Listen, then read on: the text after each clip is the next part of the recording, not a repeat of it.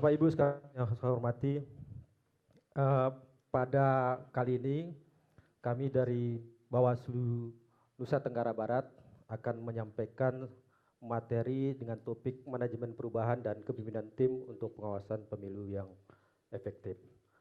Sebelum itu saya akan memperkenalkan dulu tim kami dari Nusa Tenggara Barat.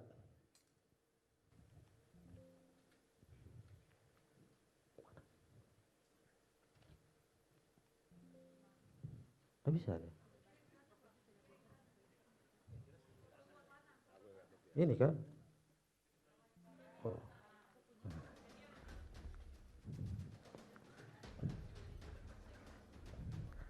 Saifuddin, Ria Buyarti, kemudian Suhardi. Beliau Kordip Hukum dan Penyelesaian Sengketa. Bapak Ibu sekalian, kita akan masuk ke topik kita. Tapi sebelum itu ingin saya sampaikan bahwa semua kita memahami bahwa pemilu tak itu merupakan proses pemilu yang besar ya, yang melibatkan banyak sumber daya, dinamika sosial, kemudian banyak tantangan ya, tantangan di lapangan. Nah, kompleksitas ini ya menuntut Bawaslu dan jajarannya, termasuk Bawaslu Provinsi Nusa Tenggara Barat, untuk mampu beradaptasi, memperbaiki diri, kemudian memberikan penguatan pada kelembagaan.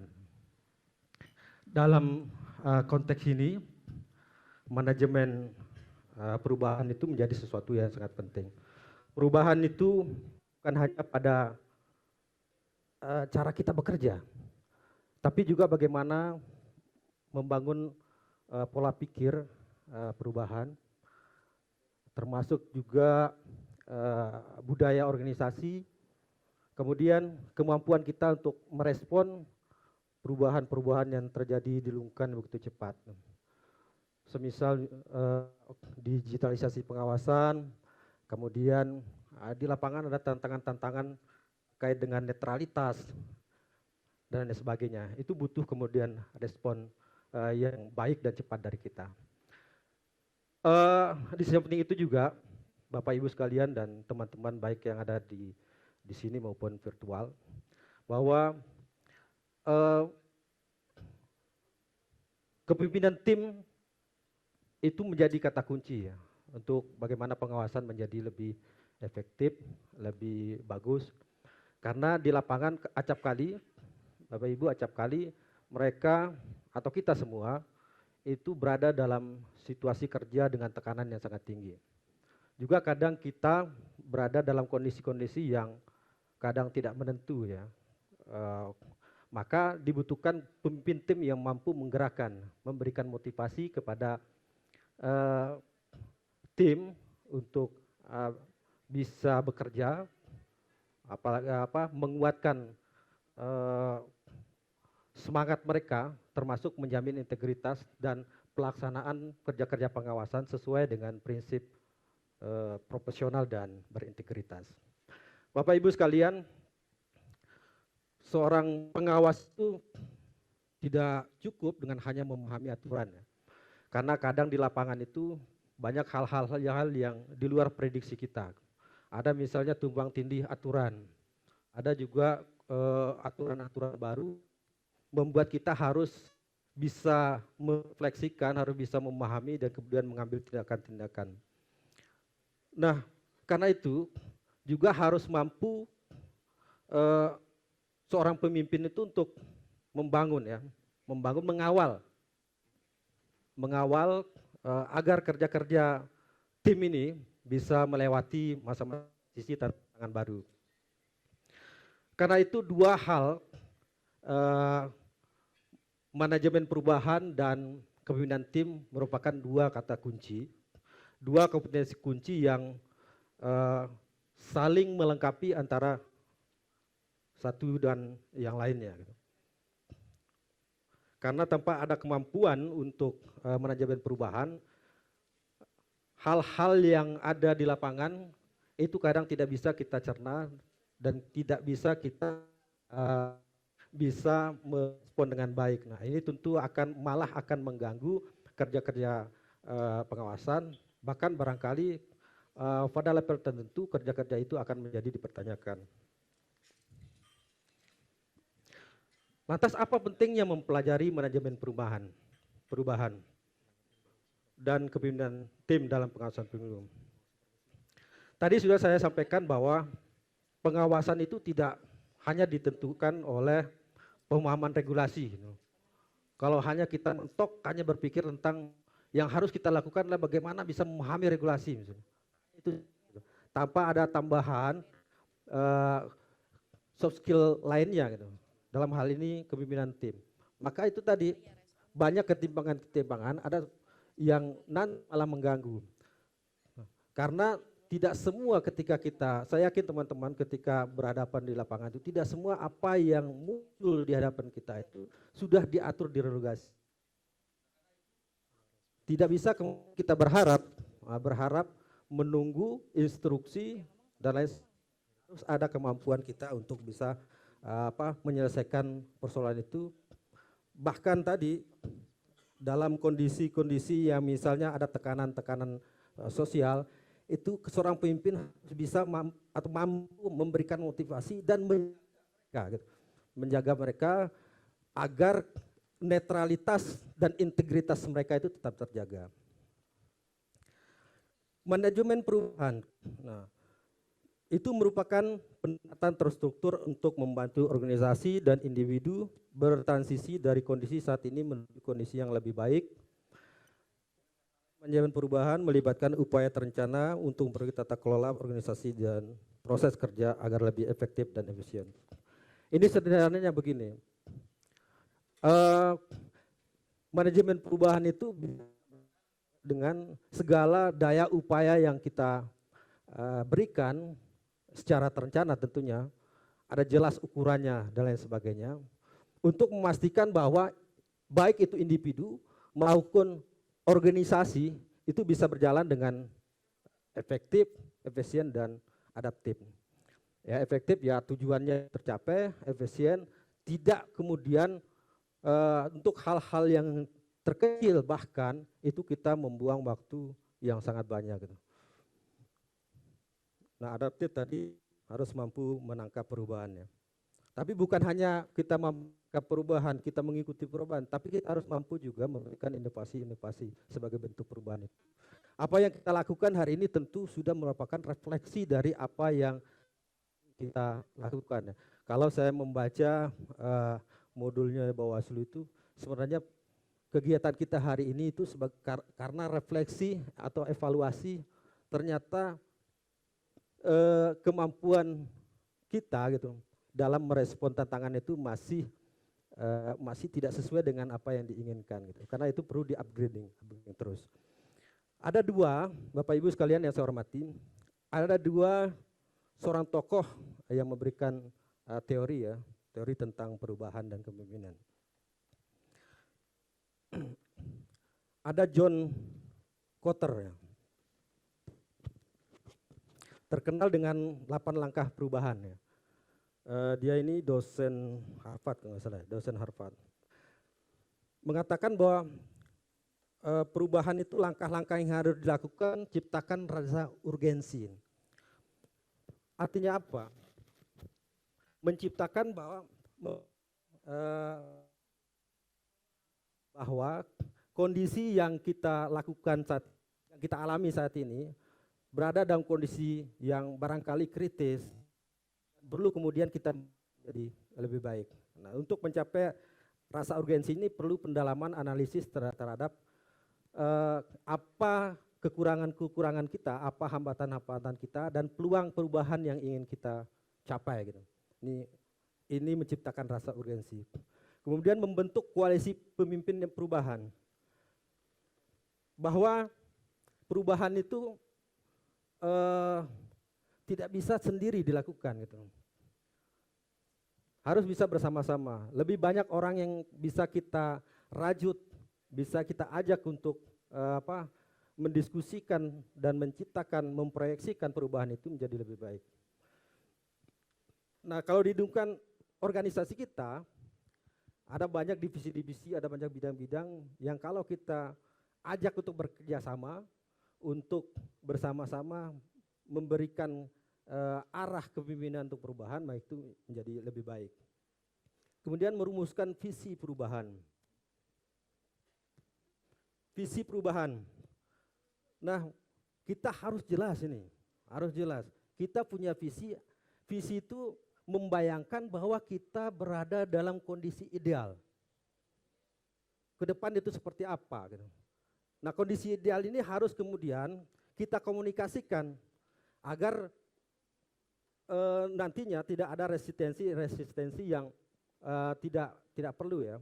Karena itu ketika kita mengajak koalisi membangun visi, maka kita harus memberikan arahan, tujuan kita seperti apa, kondisi kita seperti apa, dampak yang kita ingin harapkan nanti ketika berada dalam kondisi seperti itu seperti apa. Itu harus betul-betul bisa kita komunikasikan sehingga ada pemahaman.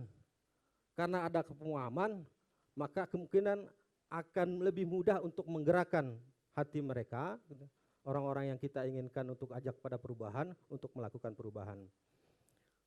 Kemudian menciptakan kemenangan jangka pendek. Kadang kemenangan-kemenangan kecil itu penting. Kemenangan-kemenangan kecil itu bisa memicu suatu keyakinan bahwa perubahan besar itu bukan sesuatu yang mustahil bisa kita ciptakan.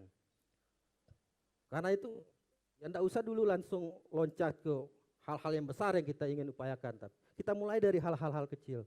Dari hal-hal kecil ini akan tercipta momentum bahwa ini bisa kita lakukan. Maka tidak mustahil hal-hal yang besar, perubahan-perubahan yang besar yang sudah menjadi visi kita itu bisa tercapai. Kemudian membangun momentum, itu sudah tadi. Kemudian pengukuhan perubahan. Dari semua yang sudah kita lakukan, maka menjadi hal yang akan sia-sia kalau kita tidak, kalau bahasanya tadi menginjeksi perubahan itu, menaruh chip, kalau bahasanya tadi chip, sehingga perubahan itu menjadi sesuatu yang memang menjadi rujukan ya, keinginan untuk selalu. Karena sekali lagi tadi sudah disampaikan bahwa perubahan suatu keniscayaan. Kalau kita tidak mampu untuk mengelola perubahan itu, maka menjadi kita yang akan terbawa oleh perubahan. Kemudian kalau Kurt Lewin ya, tahapan meliputi unfreezing, mencarikan situasi lama. Ini pada pokoknya sama ya.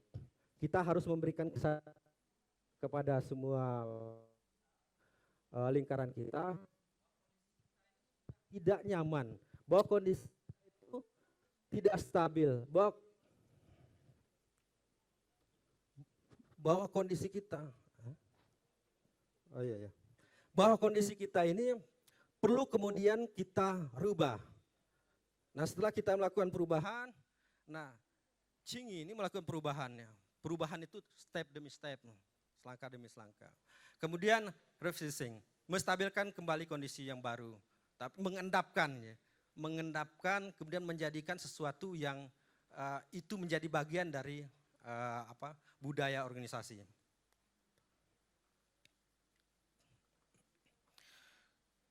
Nah, untuk mencapai itu ada hal-hal yang bisa kita lakukan. Ada prinsip dasar manajemen perubahan, kejelasan visi. Nah, visi tadi sudah saya sampaikan bahwa mesti harus jelas. Bagaimana kita bisa menggerakkan orang untuk bersama-sama melakukan perubahan kalau mereka tidak ada pemahaman terhadap perubahan yang kita arahkan. Karena itu harus jelas visinya. Kemudian komunikasi intensif.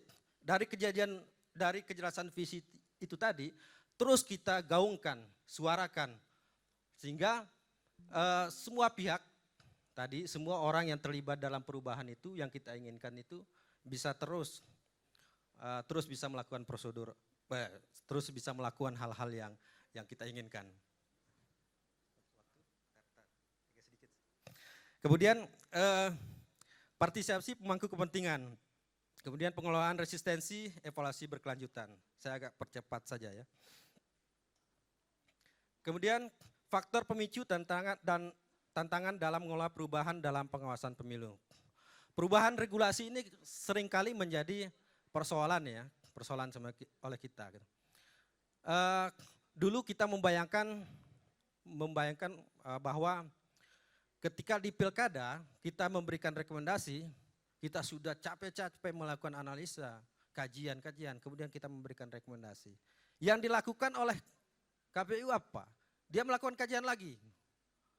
Nah, apa yang kita sampaikan tuh belum tentu kemudian diakomodir karena dia punya pertimbangan-pertimbangan lain berdasarkan kajian-kajian mereka gitu. Tapi berdasarkan putusan MK 104 itu sekarang regulasi menyatakan bahwa rekomendasi itu harus dimaknai kemudian sebagai putusan yang mengikat. Mau tidak mau Bawaslu KPU harus melakukan. Kemudian perkembangan teknologi ini juga bisa memacu perubahan ya.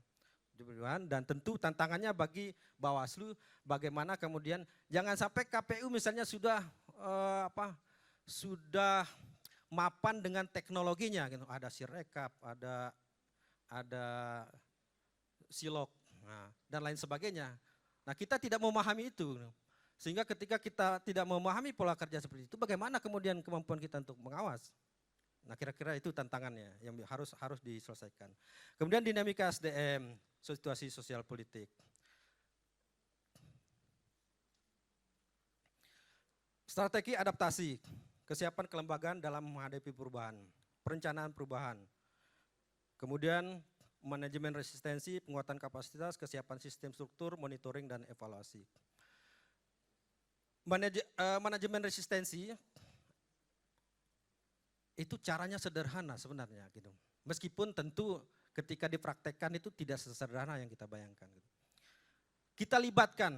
Kita libatkan semua pihak, stakeholder dan orang-orang yang kemudian bersinggungan langsung dengan perubahan yang kita inginkan untuk bersama-sama kemudian kita menyusun agenda dan pengawasan dan lain sebagainya. Kemudian penguatan kapasitas, tentu kalau tidak ada penguatan kapasitas, misalnya dengan kita berdiri sekarang ini, saya berdiri sekarang ini bagian dari penguatan kapasitas, paling tidak bagi diri saya sendiri. Dan juga nanti insya Allah bisa apa yang dilakukan oleh Bawaslu RI saat ini bisa saya lakukan nanti di Provinsi Nusa Tenggara Barat. Kesiapan sistem struktur, monitoring dan evaluasi. Semua apa yang kita lakukan ini kalau tidak dimonitoring dan dievaluasi maka sia-sia gitu. Karena monitoring itu memastikan bahwa apa yang menjadi agenda besar kita, visi kita itu bisa berjalan. Kalau ada tantangan, rintangan di situ, maka ada hal-hal yang bisa kita lakukan.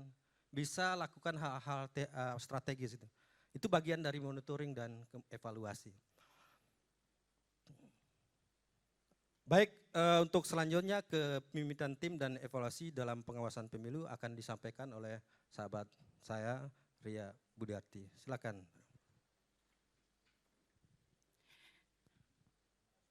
Baik, mohon izin para juri dan tamu yang hadir untuk melanjutkan pemaparan materi yang telah disampaikan oleh pemateri pertama. Baik, di sini saya akan memaparkan terkait dengan gaya kepemimpinan. Gaya kepemimpinan yang pertama adalah gaya otoriter. Di sini menekankan pimpinan mengambil keputusan secara terpusat dan tim di dalam grup tersebut mengikuti instruksi dari pimpinan. Hal ini dapat dicontohkan sebagai misalnya terjadi pada saat situasi krisis di mana dibutuhkan keputusan yang cepat dari pimpinan dan tim harus mengikuti instruksi dari pimpinan. Sebagai salah satu contoh, di salah satu kabupaten kami, salah satu oknum pengawas pernah melakukan infeksi dadakan, langsung menerobos ke salah satu rumah warga. Jadi kami di provinsi, pimpinan kami yang mengetahui hal tersebut langsung menginstruksikan mundur dan mengarahkan untuk melakukan pleno terlebih dahulu agar proses pengawasan dilaksanakan sesuai dengan aturan. Kemudian ada kepemimpinan demokratis. Kepemimpinan demokratis adalah bagaimana seorang pemimpin mengajak tim bermusyawarah untuk bagaimana menentukan fokus apa yang harus kita lakukan bersama. Biasanya ini terjadi dalam situasi rutin, yaitu saat rapat bersama.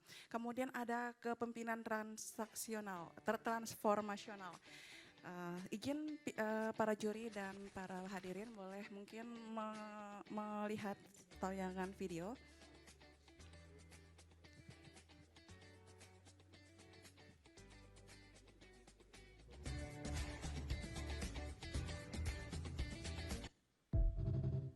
Oke, kegiatan Bawaslu Mengajar telah dilaksanakan oleh Bawaslu Provinsi NTB. Hal ini diinisiasi oleh pimpinan kami, di mana kami telah melakukan audiensi dengan Dinas Kebudayaan dan Pendidikan itu di tanggal 12 Oktober. Jadi sampai saat ini kami Bawaslu NTB telah melaksanakan kegiatan Bawaslu Mengajar sebanyak 5 kali di 5 titik. Kemudian ada kepemimpinan transaksional. Jadi kepemimpinan ini menekankan bagaimana seorang pemimpin memberi reward kepada staf yang atau kepada tim yang melaksanakan tugas secara baik dan sanksi berupa teguran kepada staf yang atau tim yang melaksanakan tugas tidak maksimal. Kemudian ada kepemimpinan situasional. Kepemimpinan ini fleksibel tergantung dari situasi yang sedang terjadi. Oke, saya percepat. Jadi dalam gaya kepemimpinan juga ada peran pimpinan atau ketua tim pengawas pemilu. Yang pertama adalah koordinator tim. Pimpinan yang baik adalah pimpinan yang mengetahui SDM dari timnya. Tidak semua SDM memiliki kemampuan yang sama. Ada yang ahli dalam bidang analisis, ada yang ahli dalam pengawasan di lapangan. Nah, jadi di situ adalah tugas koordinator tim yang mengetahui potensi dari timnya sehingga tugas pengawasan terkelola dengan baik. Kemudian ada pelatih atau mentor. Jadi di sini ketua tim yang baik adalah ketua tim yang mampu mendorong semua timnya menguasai apa yang perlu diawasi, apa yang perlu penguasaan tugasnya, sehingga semua tim mampu memiliki pemahaman yang merata. Motivator. Bagaimana seorang ketua tim atau pimpinan mampu memberi energi positif kepada timnya sehingga tim mampu semangat dalam melaksanakan kegiatan. Ada juga pengambilan keputusan dan penegakan etika. Jadi pemimpin yang baik adalah pemimpin yang mampu menyontohkan etika yang baik dan bagaimana melaksanakan kegiatan atau pengawasan sesuai dengan aturan yang berlaku. Dinamika kinerja tim dalam pengawasan pemilu. Jadi seperti yang kita ketahui, struktur Bawaslu terdiri secara hierarkis dan berjenjang, di mana koordinasi dilakukan secara vertikal dan horizontal di semua tingkatan. Bawaslu RI memberi instruksi kepada Bawaslu Provinsi, berkoordinasi dengan KPU, dengan Kejaksaan, dengan Dukcapil, dan Bawaslu Kabupaten Kota menerapkan kembali sesuai dengan potensi wilayah masing-masing dan turunan ke bawah. Kemudian ada komunikasi dua arah seperti apa yang saya sampaikan tadi, bahwa pimpinan RI misalnya memberikan arahan secara umum, Bawaslu Provinsi melaksanakannya, dan ada feedback dari jajaran di bawahnya, yaitu memberikan laporan sesuai dengan jenjangnya. Konflik internal di dalam lembaga tentu ada konflik. Nah, bagaimana seorang pemimpin mampu menyelesaikan konflik tersebut. Kemudian ada pemimpin yang baik adalah pemimpin yang mampu mengkomunikasikan secara efektif dan mampu mendelegasikan tugas mengambil keputusan. Jadi selain itu penguatan integritas dan etika kepemimpinan tim pengawas pemilu dibutuhkan untuk menjaga profesional dari tugas-tugas pengawas. Oke, sekian mungkin yang dapat saya paparkan. Saya persilakan kepada presenter ketiga Bapak Suhardi. Cek, makasih. Ini saya dikasih waktu sempit ya, tapi harus mengambil keputusan secara cepat dan tepat. Jadi saya nggak ingin membaca seperti PTPS, baca juknis bla bla bla, tapi saya ingin cerita, mengembalikan pikiran kita semua 10 tahun ke belakang. Saya punya pengalaman begini ketika jadi KPU. Karena sebagai penyelenggara pemilu itu harus punya main dari 3 arah. Yang Bawaslu sering menyatakan kalau nggak pernah jadi KPU, itu KPU salah terus dia. Kalau jadi KPU dia bilang, wah Bawaslu itu cari kesalahan. Kalau DKPP, di tengah-tengah dia. Saya pernah disidang sama Pak Saud waktu itu di KPU. Nah, saya ingin membawa main kita dalam perspektif kita sebagai penyelenggara pemilu. Waktu itu Rabu 9 April 2014, jam 17.00, di salah satu TPS di Kecamatan Sekotong, kami ditelepon oleh PPK, Pak ini TPS-nya mau dibakar. Orang sudah bawa parang, polisi sudah siap nembak. Saya respon waktu itu, oke bro, saya ke sana. Sebelum saya ke sana, saya sudah pelajari dulu kasusnya bahwa ini ada 45 pemilih yang tidak diberikan hak pilihnya karena jam 11 dia datang menyerahkan C pemberitahuan karena di TPS itu ada panggilan innalillahi wa inna ilaihi rajiun, ada warga yang meninggal sehingga yang 45 tersebut pergi melayat sampai dia balik kemudian jam 2. Padahal batas untuk orang menyerahkan C pemberitahuan itu adalah jam 1, batas memberitahukannya, bukan batas nyoblosnya jam 1. Nah, waktu itu oleh KPPS akan diberikan dia karena datang jam 2 karena dia sudah menyerahkan sebelum jam 1. Oleh Panwascam waktu itu, bro, itu nggak boleh karena sudah lewat jam 13.00. Nah, atas dasar kasus itu, saya kemudian waktu itu sebagai Kordep datang ke lokasi tersebut dan menyatakan, karena saya lihat situasinya sudah sangat tidak kondusif. Ada orang bawa parang, ada bensin, ada polisi siap dengan senjata. Kalau akan kita jelaskan secara normatif, saya yakin akan kebakar. Sehingga waktu itu yang terlintas di kepala saya adalah ini ada soal hak asasi manusia di mana hak pemilih itu harus dilindungi. Tidak boleh dibatasi oleh alasan prosedural.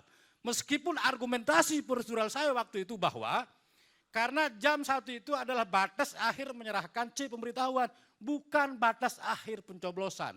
Sehingga demi hukum seharusnya ketika dia datang jam 2 itu harus diakomodir. Dan alhamdulillah waktu itu saya putuskan bersama waktu kawan saya Pak Umar, kalau bapak-bapak, ibu-ibu tidak diberi mencoblos besok, coblos mata saya bilang. Dan tepuk tangan.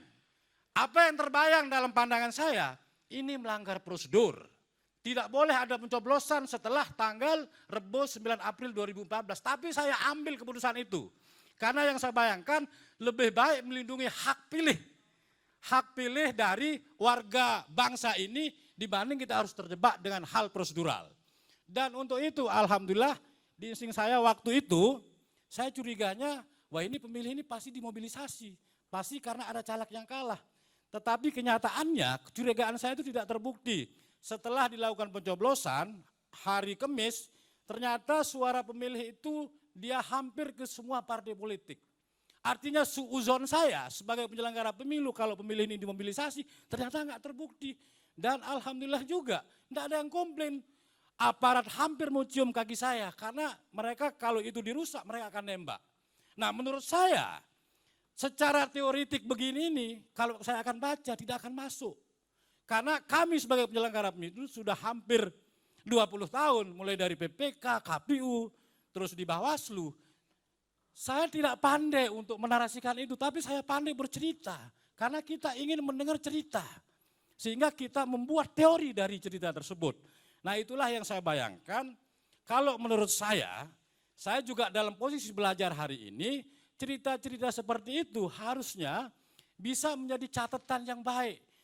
Tentu teman-teman yang belum pernah sebagai Bawaslu atau belum pernah sebagai KPU harus punya mind yang inherent, yang utuh. Jangan sampai kemudian ujuk-ujuk dia jadi Bawaslu, KPU itu keliru bro katanya. Atau sebaliknya. Nah ini yang gak terjadi. Jadi menurut saya sebagai penyelenggara pemilu, jadi pemimpin penyelenggara pemilu itu tidak boleh mindsetnya ada dikotomi KPU Bawaslu. Itu harus hilang.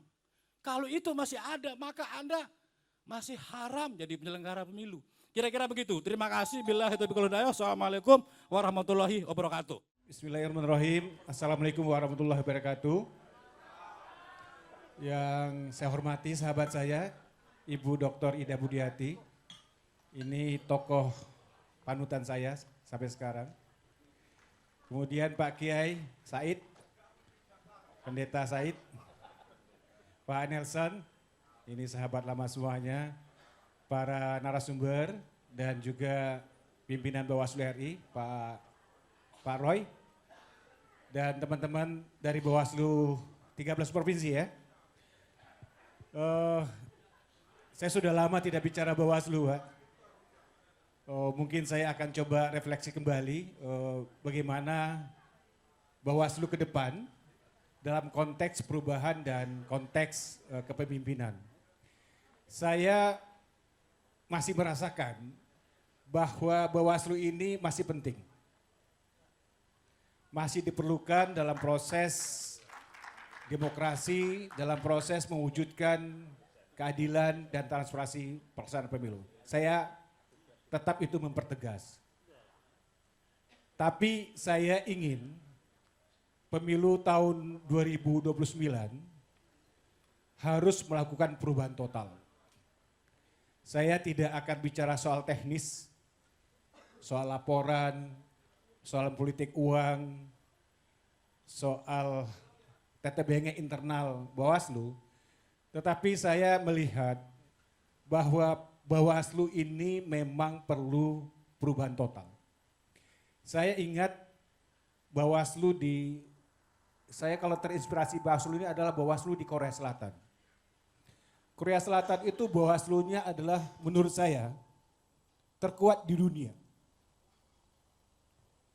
Dia tidak ada Bawaslu, namanya bukan Bawaslu, tapi Bawaslu, KPU, DKPP gabung jadi satu. Namanya National Election Commission. Tetapi Bawaslu di Korea Selatan itu sejajar dengan Mahkamah Agung. Sejajar. Jadi keberaniannya hampir sama dengan Mahkamah Agung. Bahkan anggota Bawaslunya dipilih oleh Mahkamah Agung. Ini yang menariknya. Jadi di Korea Selatan itu Bawaslunya adalah Bawaslu Konstitusi. Bukan Bawaslu Undang-Undang, bukan Bawaslu PP, tapi Bawaslu Konstitusi. Oleh karena itu saya melihat perjalanan Bawaslu yang cukup panjang ini, saya kira perlu ada perubahan total. Tetapi paradoks yang terjadi di Indonesia, peraturan Bawaslu itu disusun oleh peserta pemilu. Bawaslu mengawasi peserta pemilu. Jadi Bawaslu itu subordinasi peserta pemilu sebenarnya. Bawaslu itu subordinasi di bawah partai. Ini menurut saya paradoks regulasi, Pak Nelson. Bagaimana mungkin Bawaslu melakukan pengawasan padahal dia patronnya adalah partai. Yang memilih orang Bawaslu adalah orang partai. Nggak usah. Jadi saya melihat bahwa kalau Bawaslu ini masih subordinasi dari partai, subordinasi dari DPR, saya pesimis kalau Bawaslu ke depan akan terjadi perubahan. Saya berani mengatakan ini karena ada Bu Ida. Bu Ida ini contoh bagi saya, leadershipnya cukup bagus, satu-satunya komisi owner yang berani melawan DPR ini Bu Ida. Masih ingat Bu Ida ya? Kalau ketika, nah ini salah satu risikonya dia tidak terpilih jadi KPU lagi. Oleh karena itu ke depan, saya menginginkan leadership kepemimpinan di Bawaslu itu, yang paling penting adalah, ini bukan saya kebetulan dari DKPP, tetapi yang paling penting adalah integritas. Itu menurut saya.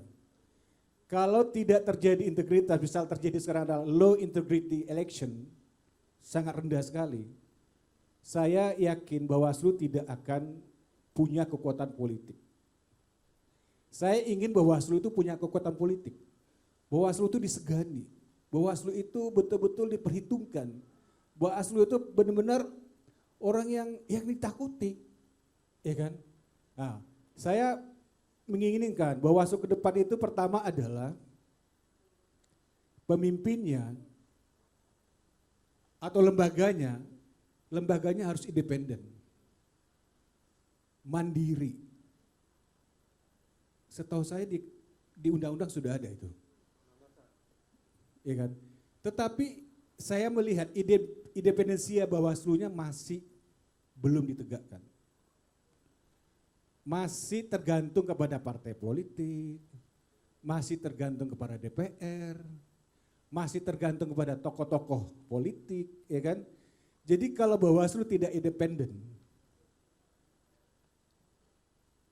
kinerjanya bisa kita lihat seperti apa kinerja dari Bawaslu tersebut.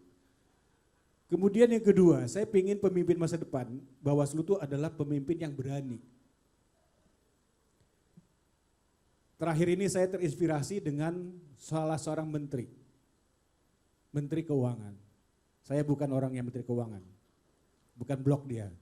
Tetapi saya melihat corak Perbahaya ini, dia mampu berani mengungkap hal-hal sensitif. Dirjen pajak lah diungkapnya, Dirjen Bea Cukai lah diungkapnya, masalah tambang lah diungkapnya, masalah Freeport lah diungkapnya. Keberanian pemimpin inilah sebenarnya yang menjadi harapan masyarakat.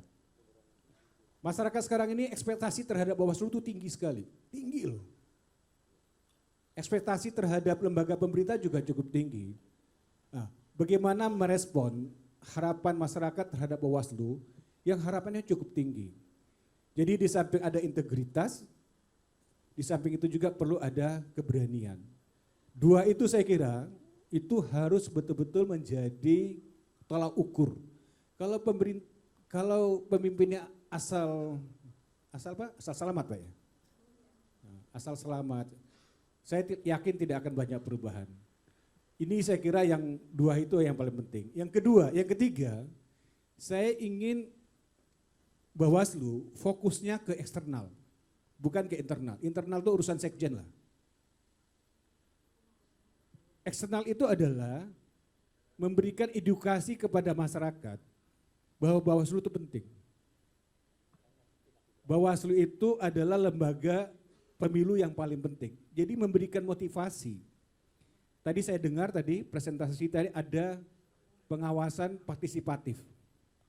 Saya setuju. Tetapi bukan itu yang saya maksud.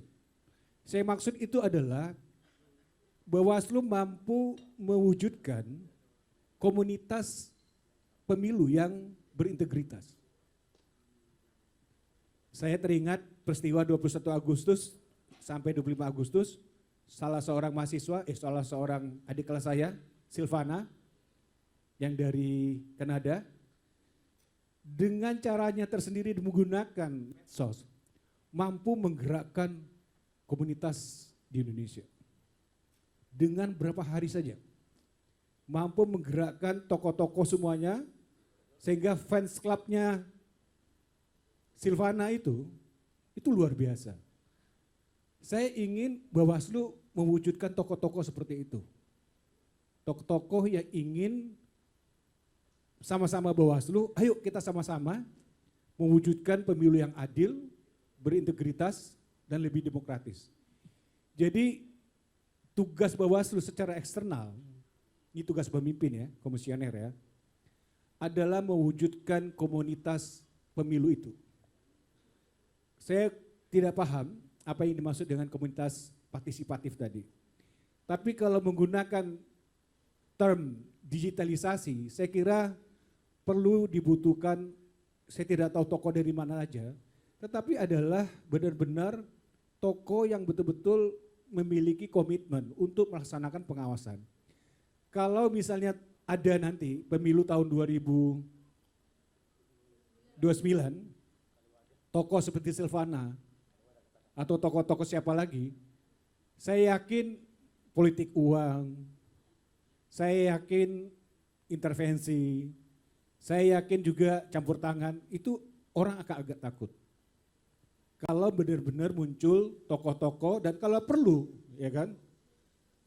Ya Bawaslu itu punya fans Bawaslu, fans ya. Fans dari Pak Said, dari Kepri, ada fans lah. Sekarang ini bukan fans ini. Orang mencurigai Bawaslu. Yang terjadi bukan pro Bawaslu, tapi mencurigakan Bawaslu ini sudah bekerja benar atau tidak. Ya kan? Misalnya ada laporan, apakah ditindaklanjuti, ada politik uang, juga apakah ditindaklanjuti.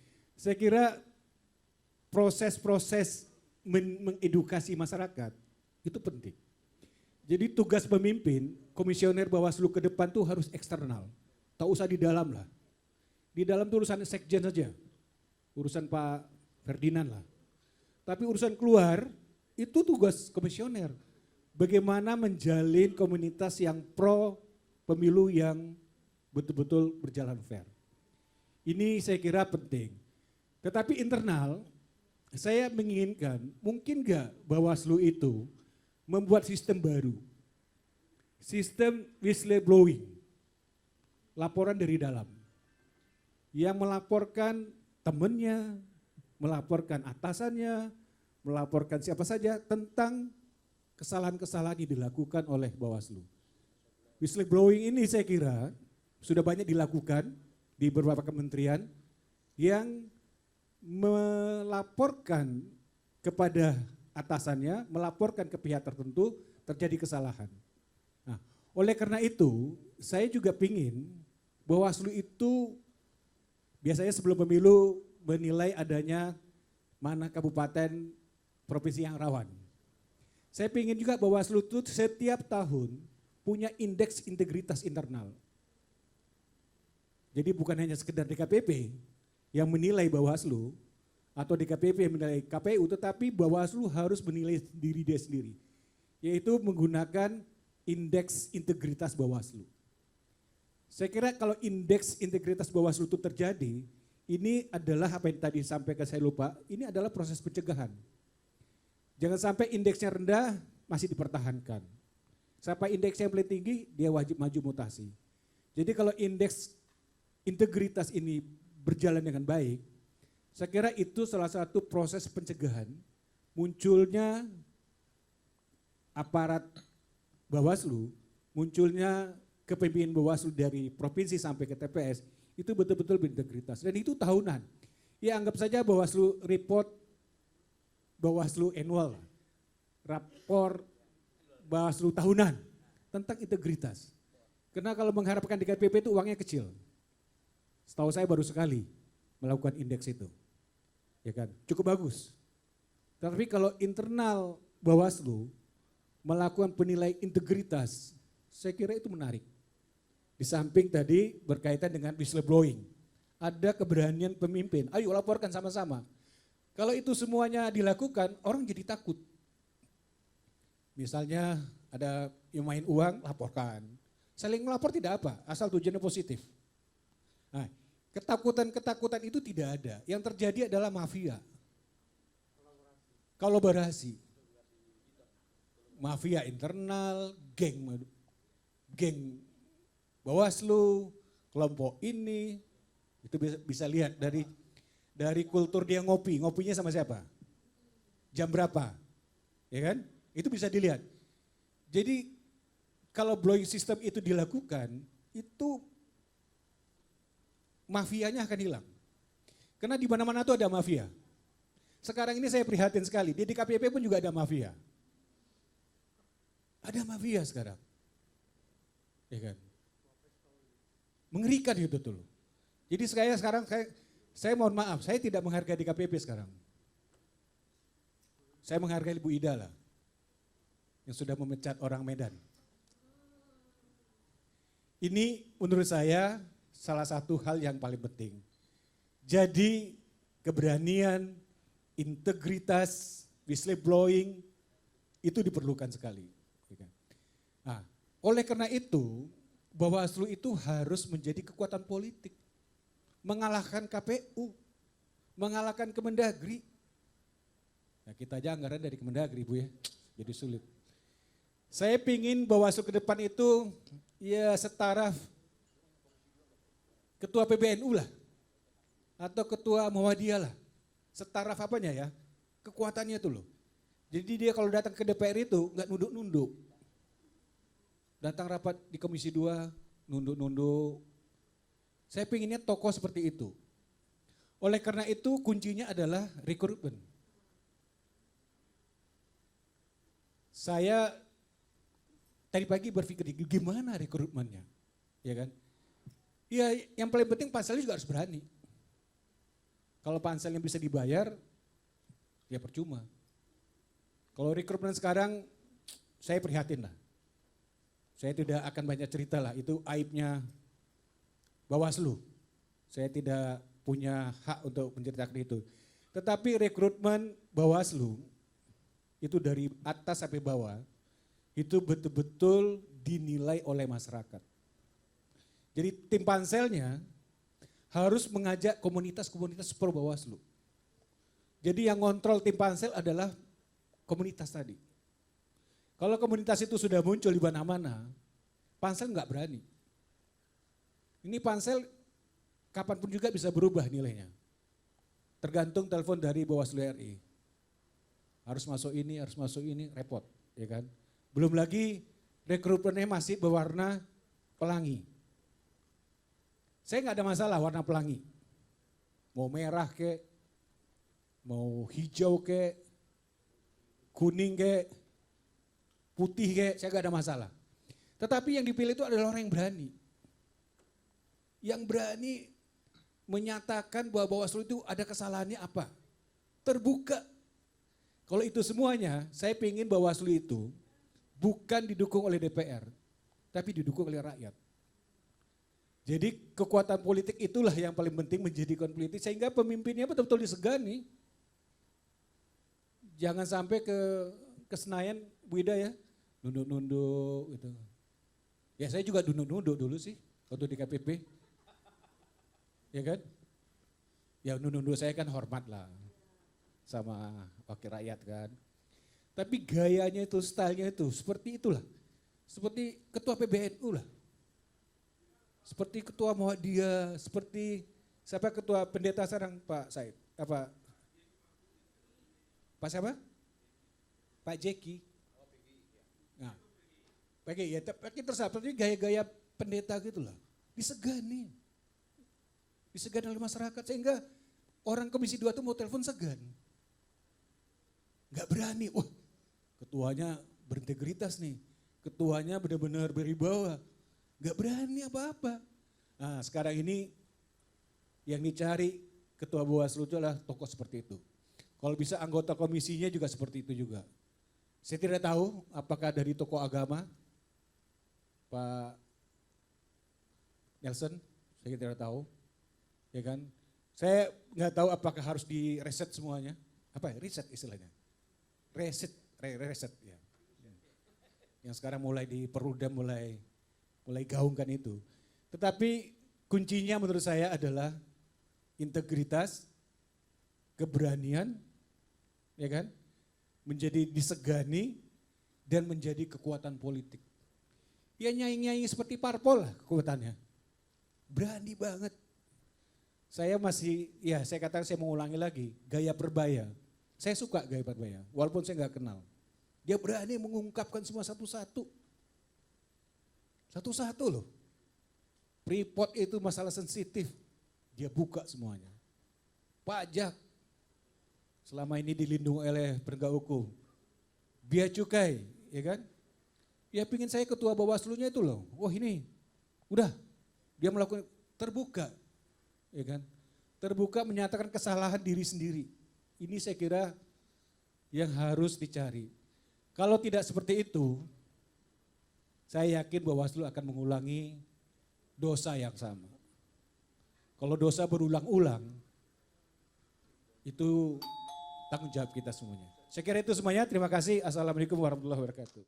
Nah tadi terkait dengan teori-teori yang disampaikan tadi, saya hanya ingin minta penjelasan dari rekan-rekan terkait dengan adanya perubahan regulasi dikaitkan dengan tahapan yang sedang berjalan. Bagaimana untuk menyikapi hal itu kepada jajaran di bawah, ya kan?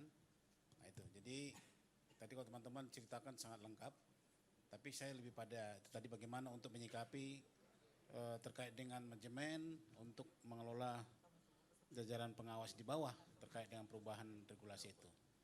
Itu yang pertama. Yang kedua terkait dengan penjelasan presenter ketiga, putusan DKPP seperti apa terkait dengan tindakan saudara dalam pengambilan keputusan. Mudah-mudahan itu pleno ya, apakah itu diambil dalam pleno atau keputusan sepihak oleh saudara presenter. Itu aja dua hal saja. Terima kasih.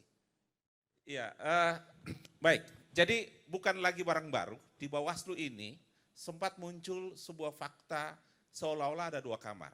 Sebagaimana juga tadi disinggung oleh Pak Doktor dalam materinya. Ada kamar pimpinan, ada kamar Bawaslu. Saya minta pengalaman empirik teman-teman di NTB menjelaskan apakah pernah punya case seperti ini, dinamika seperti ini, dan bagaimana pola manajerial yang dipakai untuk menyelesaikan fakta ini. Terima kasih. Teman-teman semua, karena tadi waktu saya banyak diambil, saya jadi apa? Pertama, mudah-mudahan detik ini saya juga belajar ya, kita semua. Saya ingin mengkonfirmasi bahwa dalam kasus yang tadi saya melanggar norma dan melindungi hak sipol yang dilindungi oleh Duham ya. Saya otak saya waktu itu. Kalaupun saya akan di DKPP, alhamdulillah gitu. Tapi ternyata saat itu enggak ada. Kami dorong, koreksi kami, bahkan di Mahkamah Konstitusi enggak ada barang itu. Karena semua mengamini. Nah, maksud saya yang ingin saya sampaikan sebenarnya, benar apa yang disampaikan tadi oleh Pak Alpitra Salam, bahwa tidak hanya cukup pengetahuan dari regulasi, tapi kita paling tidak harus punya, bukan sedikit ya, kita hibahkan sudah diri kita, kita berani gitu. Karena semua pekerjaan itu beresiko. Dagang cilok itu resiko nggak laku dagangannya. Jangan kan kita yang digaji APBN, sangat punya. Tapi kalau kita nggak berani nanggung resiko, saya yakin pemilu kita akan normatif prosedural saja. Wah siap gitu-gitu aja. Nah menurut saya, hal-hal seperti itu, apalagi kita sebagai pengawas, saya membayangkan, bro, pengawas ini, saya sering mengkritik, kalau Bawaslu tegas, nggak akan ada korupsi politik. Masalahnya, kita sebagai Bawaslu tidak cukup punya nyali itu untuk melakukan penegakan hukum pemilu. Oke, kita lihat di lapangan, ketika ada sentra Gakumdu, Bawaslu itu hanya akhirnya jadi legitimator itu. Wah ini normanya nggak terpenuhi, unsurnya nggak terpenuhi, akhirnya diam barang. Nyata-nyata kok orang bagi uang, ini barangnya, ini saksinya, udah nggak terpenuhi barang itu. Miris kita sebagai Bawaslu. Nah ini sebenarnya otokritik untuk kita semua. Bahwa benar apa yang disampaikan, saya setuju dengan beberapa yang disampaikan oleh Bung Alpitra Salam tadi, bahwa memang harus ada perubahan yang agak mendasar gitu. Bahwa karena kita ini cantelannya gitu ya. Saya setuju dengan itu, tapi ada beberapa hal yang juga kita harus pahami bahwa kita sebagai penyelenggara pemilu ini kan dibentuk undang-undang ya. KPU Bawaslu. Oke, itu kurang lebihnya. Yang kedua, saya ketika pertama jadi KPU waktu itu 2008.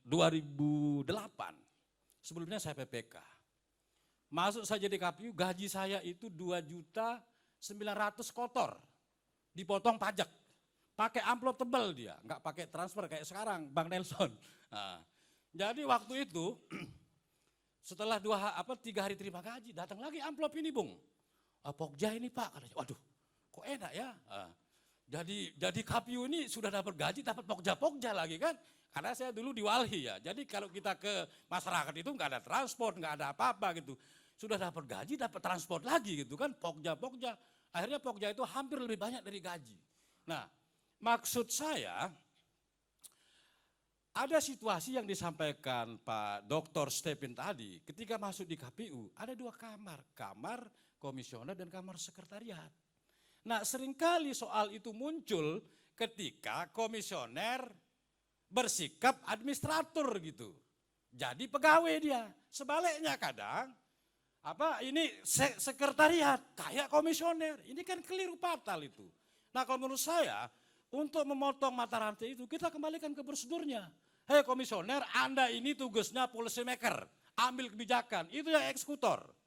Nah ketika saya dari KPU pindah ke Bawaslu, beda lagi bro. Nah dulu saya di KPU, nggak ada pimpinan itu, biasa saja. Ayo siap ketua, ketika saya masuk Bawaslu, siap pimpinan. Loh kok lain ini, ada aura yang berbeda. Pak Nelson sangat paham, Bu Ida atasan saya waktu itu, saya ingat nyusun jawaban, sampai mau diinjak sama Bu Ida. Kita tidur di bawah lantai, Bu Ida bangun kita pagi-pagi tuh. Nyusun keterangan dan kalau jadi KPU itu kita nyusun keterangan itu kan fotokopi di Jalan Pramuka sendiri. Kalau jadi Bawaslu lebih enak Pak. Kita bawa staf bro, fotokopi tinggal nunggu. Kalau KPU itu monggo sendiri dia, nenteng sendiri dia fotokopi. 24 jam harus jaga itu. Nah itu teman-teman sebagai KPU dan Bawaslu kita harus punya main itu. Jadi nggak mungkin penyelenggaraan pemilu atau pilkada ini akan berintegritas kalau semua saling salib. Semua saling, nggak mungkin. Terima kasih. Assalamualaikum warahmatullahi wabarakatuh. Halo tes. Oke, terima kasih pada Bawaslu NTB ya. Sesuai dengan tema kali ini adalah manajemen perubahan dan kepemimpinan. Saya ingin melihat bahwa saya yakin kepemimpinan Bapak Ibu bagus, tapi bagaimana kemudian Bapak Ibu bisa melembagakan budaya yang sudah Bapak Ibu bangun, yang sudah Bapak Ibu lakukan. Bagaimana biar nanti kelanjutannya anggota-anggota Bawaslu di periode-periode selanjutnya tetap bisa mewarisi pola manajemen atau kepemimpinan yang Bapak Ibu miliki. Jadi, terima kasih.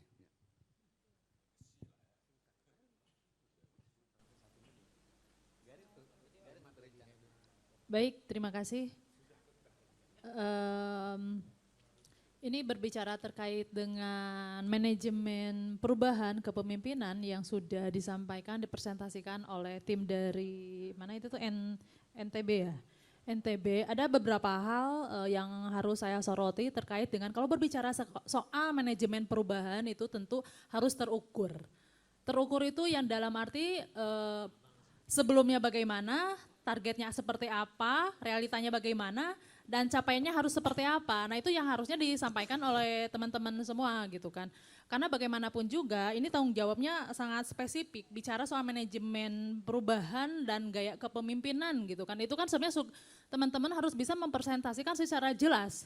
Harus ada perbandingan sebelumnya seperti apa, sudahnya bagaimana. Tata kelola organisasi, kalau sebelum regulasi dari payung hukumnya dari mana, misalkan undang kepemiluan, ke Perbawaslu, ya bisa dibedah dari situ.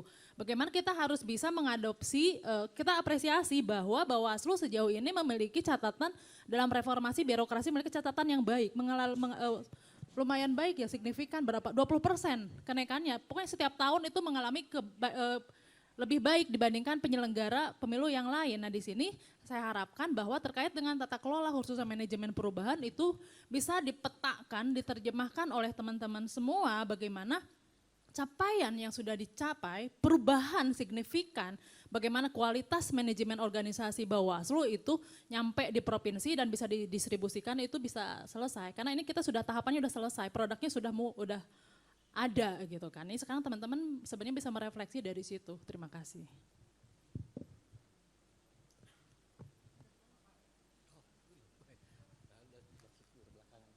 Baik, terima kasih. Saya akan menambahkan apa yang disampaikan oleh Pak Gios sama Ibu Raffi. Bu Raffi tadi menekankan soal harus terukur dan juga harus patuh dengan peraturan undang-undangan. Terkait dengan manajemen perubahan, mestinya juga harus kita ada dua bentuk perubahan saya kira yang perlu juga harus dijelaskan itu. Pertama, apakah perubahan yang dimaksud adalah perubahan yang terjadi dalam masyarakat yang berkaitan tentu dengan yang berimplikasi terhadap gaya pengawas atau gaya kepemimpinan, termasuk juga bagaimana cara-cara Bawaslu untuk melakukan pengawasan dan berbagai upaya yang harus dilakukan. Atau apakah Bawaslu sendiri yang harus menciptakan perubahan yang diharapkan dari proses pekerjaan Bawaslu. Kalau saya mengatakan Bawaslu harus melakukan perubahan terhadap masyarakat dalam kondisi kita sekarang. Tapi tetap juga memang kalau manajemen perubahan, kalau itu karena menghadapi situasi di luar sehingga harus menyesuaikan diri dengan itu memang harus juga dilakukan. Cuma tadi harus dijelaskan dulu mana sebenarnya yang mau dilakukan Bawaslu. Apakah sekedar perubahan menghadapi perubahan yang di luar atau memang Bawaslu harus melakukan perubahan. Dan bagaimana memanajemennya itu. Karena hidup ini kan selalu harus ada perubahan dan kita juga harus melakukan perubahan demi perubahan untuk mencapai sesuatu yang kita harapkan. Jadi Bawaslu sekarang seperti tadi sudah saya ingatkan bahwa Bawaslu adalah mengawasi pemilu supaya berlangsung secara demokratis sesuai dengan peraturan perundang-undangan. Kan gitu kan? Situasi masyarakat kita seperti ini. Model pemilu kita semakin lama semakin tidak demokratis. Tentu Bawaslu harus melakukan perubahan supaya menjadi demokratis. Nah itu mungkin perlu juga ditegaskan soal itu. Nah soal gaya kepemimpinan tentu harus efektif. Di Bawaslu itu kan Bawaslu, KPU dan komisi-komisi yang lain kan ada namanya kepemimpinan kolektif kolegial. Tidak boleh mengambil keputusan sendiri-sendiri. Dan sedapat mungkin putusan itu jangan dibuat dengan cara voting. Karena kalau voting berarti ada sesuatu yang terjadi di bersama Bawaslu. Dan yang saya dengar yang hubungan antara Bawaslu, komisioner dengan lembaganya adalah ini mungkin saya nggak apa-apa kita terbuka saja dan mudah-mudahan sudah semakin berkurang ya. Berkaitan dengan pengelolaan anggaran. Di satu sisi ada sekretariat merasa dia harus mengelola anggaran karena sebagai kuasa pengguna anggaran. Di sisi lain ada juga di beberapa tempat komisioner Bawaslu sendiri mengkapling-kapling bahwa dia harus melakukan ini, harus melakukan ini.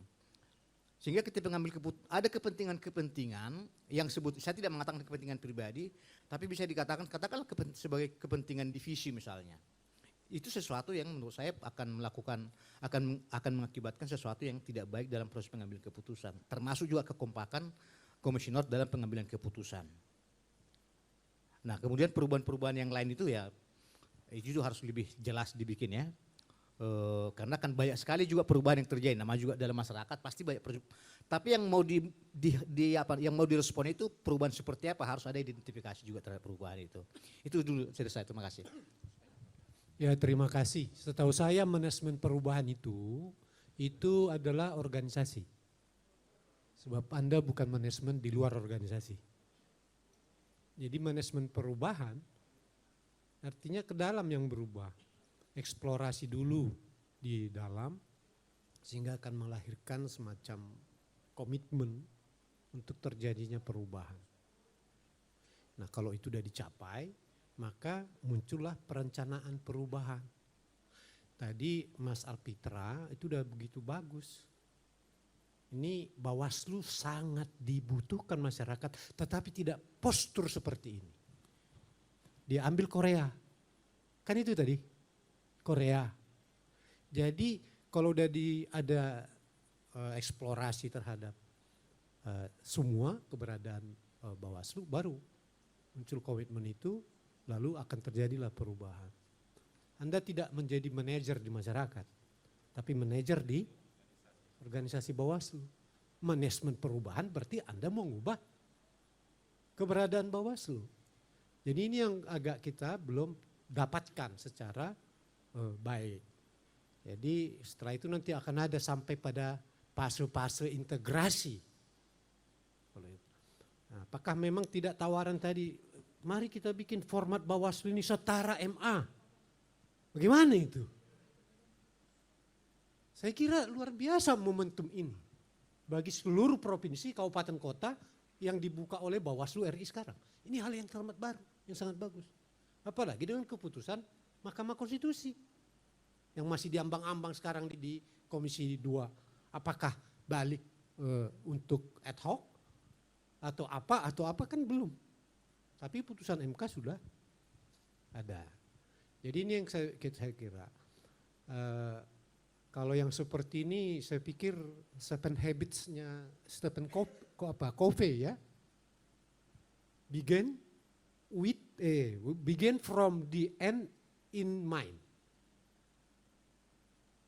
Mulailah kalau mau manajemen perubahan, mulai dengan memulainya dengan akhir yang ada di kepala kita.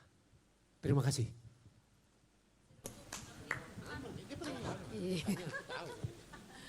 Baik, terima kasih. Saya mengapresiasi tim dari Bawaslu Provinsi NTB dan tadi juga saya lupa gitu ya untuk mengapresiasi juga tim dari Papua itu yang memberikan juga kesempatan kepada komisioner yang perempuan untuk ikut terlibat di dalam presentasi ini. Nah, Ibu Bapak sekalian, yang saya pahami di dalam proses ini, Bawaslu itu mempunyai sebuah kebijakan, ya, ingin melihat bagaimana sebetulnya konsep ya modul-modul dan juga panduan-panduan yang sudah diterbitkan itu kemudian diimplementasikan oleh jajarannya ya, terutama di sini adalah KPU Bawaslu Provinsi. Nah kemudian dari implementasi kebijakan Bawaslu itu kemudian ingin tadi ada daerah-daerah gitu ya yang mempunyai praktek baik gitu ya, yang bisa kemudian menjadi role model atau bisa diadopsi oleh daerah yang lain. Nah komentar saya dari modul atau panduan yang sudah diimplementasi oleh Bawaslu Provinsi, menurut saya yang pertama adalah bagaimana Bawaslu Provinsi itu punya skill gitu ya untuk tadi menggunakan bahasa yang lebih membumi, karena kan panduan yang dibuat oleh Bawaslu itu kan bahasanya langitan ya. Jadi menurut saya nggak harus itu dibacakan letterleh gitu ya, tapi bagaimana bisa dibahasakan dengan bahasa sendiri, gitu, bahasa yang lebih teknis. Dan kemudian yang kedua sesuai dengan temanya bahwa bagaimana kepemimpinan komisioner Bawaslu di provinsi ini mampu mewujudkan pengawasan yang lebih efektif gitu ya. Nah, tapi saya menyimak gitu ya dari awal sampai akhir, saya belum menemukan datanya. Sebetulnya berangkat dari kondisi yang seperti apa gitu ya. Kondisi existing berkaitan dengan tadi problem kepemimpinan yang belum berhasil untuk melakukan kerja-kerja pengawasan yang efektif di NTB. Kan harusnya berangkat dari data itu. Nah dari data itu kemudian digunakan sebagai pijakan untuk membuat sebuah perencanaan gitu ya. Jadi kalau kondisinya A, maka kita harus melakukan tadi ya skema-skema 1, 2, 3 dan seterusnya. Dan kemudian bagaimana skema-skema itu dijalankan sehingga kemudian mampu tadi ya mewujudkan harapan pengawasan yang lebih efektif. Nah, pengawasan yang lebih efektif itu yang seperti apa? Apakah kemudian dengan program kegiatan yang dilakukan Bawaslu itu tidak perlu lagi gitu ya mengeluarkan rekomendasi, orang sudah menyadari untuk melakukan apa yang tidak boleh dilakukan sehingga tidak muncul gitu ya pelanggaran-pelanggaran dalam pemilu. Apakah seperti itu? Nah kemudian dari 3 gaya kepemimpinan saya baru menemukan satu ya tentang pengalaman di NTB ini tentang situasional dan kemudian bagaimana respon ya respon dari pimpinan gitu untuk menyelesaikan atau mencari solusinya.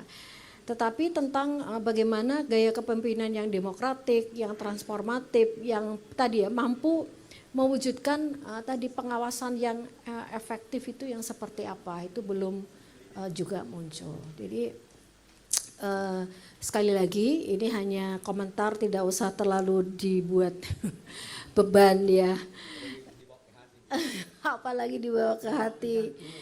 Ya, sekali lagi saya ucapkan selamat ya kepada NTB yang endingnya gitu ya, pemilunya bisa berjalan dengan baik di sana dan tentu ini tidak terlepas dari peran dari Bawaslu Nusa Tenggara Barat tadi ya dengan segala dinamikanya tadi ya.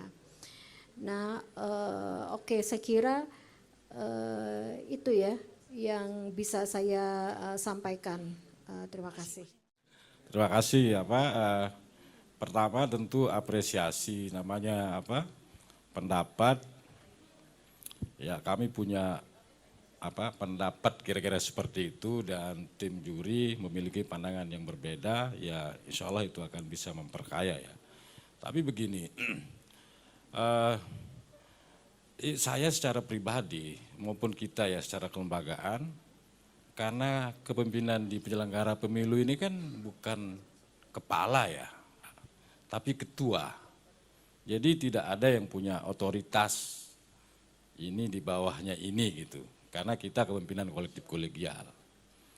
Nah saya ingin dulu ya membayangkan ketika saya akan masuk Bawaslu itu, saya mau semes itu semua pelanggar pemilu itu.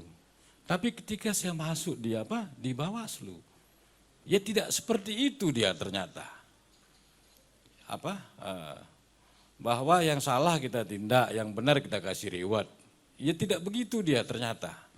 Nah sehingga memang kalau kami akan mengukur output secara kolektif, sampai saat ini menurut sepengetahuan saya, kami belum pernah mengukur itu. Nah, yang bisa menjadi indikator apakah kepemimpinan itu bisa lebih baik atau tidak, yang menjadi ukuran kami adalah akhirnya pada personal masing-masing. Saya contohkan konkret. Misalnya dulu ketika pimpinan Bawaslu provinsi ke daerah dijamu yang mewah, gitu kan? Dulu. Tapi ketika kami, ya insya Allah jangan diada-adakan. Itu kan sederhana, tapi seperti yang disampaikan Bung Aib tadi, harus ada kiat-kiat kecil untuk merubah hal yang besar. Percuma saja juga kami akan menyampaikan bahwa kami sudah punya poin sekian, tapi di atas kertas. Di atas kertas, karena saya yakin apapun teori itu, ilmu itu kalau tidak diamalkan dia menjadi omong kosong semua. Karena alat ukur untuk menilai apakah teori ilmu itu dia berhasil atau tidak adalah ketika dipraktekkan. Nah, saya ingin bilang kemarin sama teman, bro jangan kita terlalu berdebat masalah hukum karena itu kan ilmu duga-duga, saya bilang. Saya hanya ingin memancing bahwa kita ini yang paling penting adalah bagaimana kita melakukan perubahan itu paling tidak. Memang ini pernyataan klasik mulai dari diri kita. Yang tadi biasanya misalnya kalau bepergian dikawal pakai SPPD sekian. Setelah itu kalau kita jangan, kan itu sederhananya. Nah kalau kita berharap orang juga akan mengikuti gaya kita. Pertama kita nggak punya alat paksa juga kalau dia bisa ikut atau tidak. Jadi kalau menurut saya hanya bisa mempertanggungjawabkan apa yang saya lakukan. Jadi kalau untuk menggambarkan bahwa Bawaslu NTB titik startnya dari -1 kemudian sekarang sampai +10, saya belum bisa mempertanggungjawabkan untuk itu. Nah jadi saya pikir seperti itulah komentar kami dari Bawaslu NTB. Memang materi yang dibikin oleh teman-teman ini tidak cukup ya, karena kemarin teman-teman kita membuat materi ini kan berangkat dari modul yang diberikan, sehingga kesannya bahwa harus mengikuti alur itu. Nah tetapi saya secara pribadi memang agak susah kalau mengikuti alur itu, karena apa yang di kepala saya itu kalau saya tidak tuangkan itu agak tersiksa saya. Jadi saya harus menyampaikan apa yang ada di kepala saya. Jadi saya tidak ingin otak saya juga terjebak dengan narasi-narasi yang baik penyampaiannya tetapi ya bla bla bla gitu kan. Saya pikir itu dari saya bukan mau menanggapi, tapi itulah kondisi atau realitas yang ada di kami Bawaslu. Saya berharap Bawaslu ini ke depan bisa lebih baik. Terima kasih.